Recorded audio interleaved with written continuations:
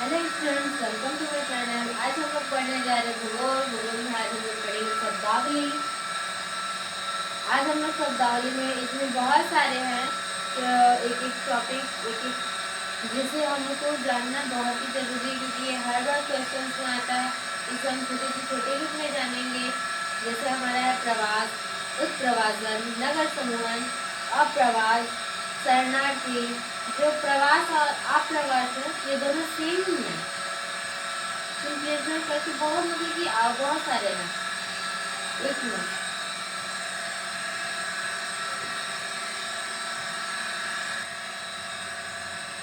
तो हम लोग प्रवास के बारे में पहले जानते हैं।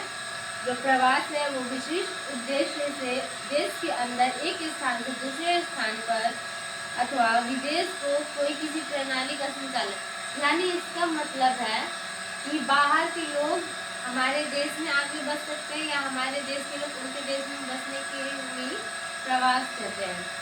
जो एक जगह स्थिर ना हो और अपना स्थान हमेशा बदलते रहें।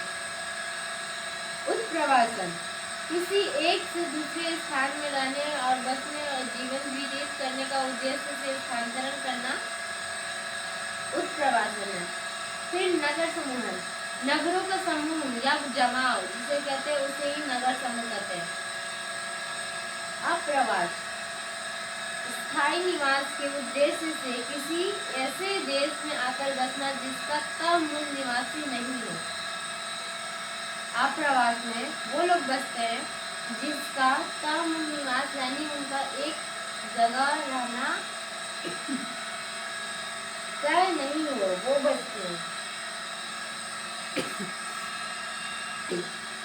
जो शरणार्थी है, जो लोग अपने देश के जीवन घातक स्थिति, सुरक्षा अथवा युद्ध, मानव अधिकारों के अतिक्रमण के रूप में कारणों से दूसरे शरण में लेने के लिए बाध्य होते हैं। शरणार्थी, इसमें वो शरणार्थी को उदाहरण दिया गया है जिनके देश में किसी देश द्वारा हमला किया गया हो और वो देश मजबूरन अपना देश छोड़ के दूसरे देश में शरण लेने के लिए बाध्य हो, उनको शरणार्थी का इसमें उदाहरण दिया गया है। निवल प्रवास अथवा प्रवास का संतुलन, इन दोनों का संतुलन क्या है इसके बारे में जानेंगे।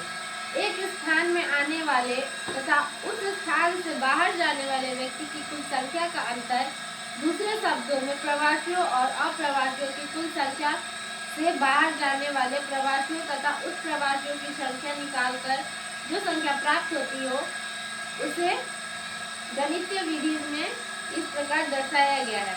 मैं भी दर्शा देती हूँ आपके लिए, जो कि गणित में दर्शाया गया है। मैंने भी दर्शा दिया है। आने वाले प्रवासियों प्लस अप्रवासी, जो आने वाले प्रवासी हैं उनके साथ प्लस अप्रवासी को जोड़ दिया जाएगा, और बाहर जाने वाले प्रवासी प्लस उत्प्रवासी, जो बाहर जाने वाले लोग रहते हैं उनके लिए उत्प्रवासी रहता है। अब प्रेषण, प्रेषण यानी प्रेषण में हम लोग जानेंगे प्रवासी द्वारा अपनी उत्पत्ति स्थान को भेजी गई सारी राशि अथवा माल मनी ऑर्डर प्रेषण के रूप में एक रूप है। जो प्रेषण है वो एक उत्पत्ति, जहाँ पे जो सामान जो वस्तु की उत्पत्ति की जाती है या फिर उसे मनी ऑर्डर पर भेजा जाता है चाहे रखा जाता है, वो सारी राशियों को प्रेषण करते हैं। जलभृत जो है एक संतृप्त भूवैज्ञानिक इकाई है। उदाहरण के लिए बालू, बजरी, विभजित चट्टान जिनके द्वारा कुआं की क्षमता के अनुसार जल उपलब्ध होता है। जो जलभृत रहता है यानी जल जिसके अंदर रहता है, जैसे बालू के अंदर रहती है, चट्टान के अंदर रहता है, एक विभजित चट्टान है उसके अंदर भी जल रहता है, तो उन सभी में जल अंदर रहता है, इसलिए इसे जलभृत कहते हैं। प्रवाह एक उद्गम तथा गंतव्य स्थान वाले प्रवासियों की समूह को प्रवास कहते हैं। जब एक व्यक्ति देश छोड़ता है उसे उत्प्रवास और जब एक व्यक्ति किसी अन्य स्थान में प्रवेश करता है तो उसे अप्रवास कहते हैं।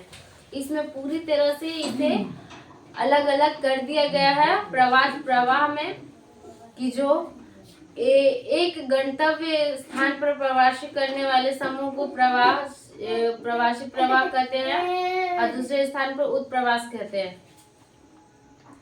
तो आज के लिए इतना ही, मिलते हैं नेक्स्ट वीडियो में नेक्स्ट टॉपिक पर, मतलब कि इसी में और भी हम लोग जानेंगे। तब तक के लिए थैंक यू।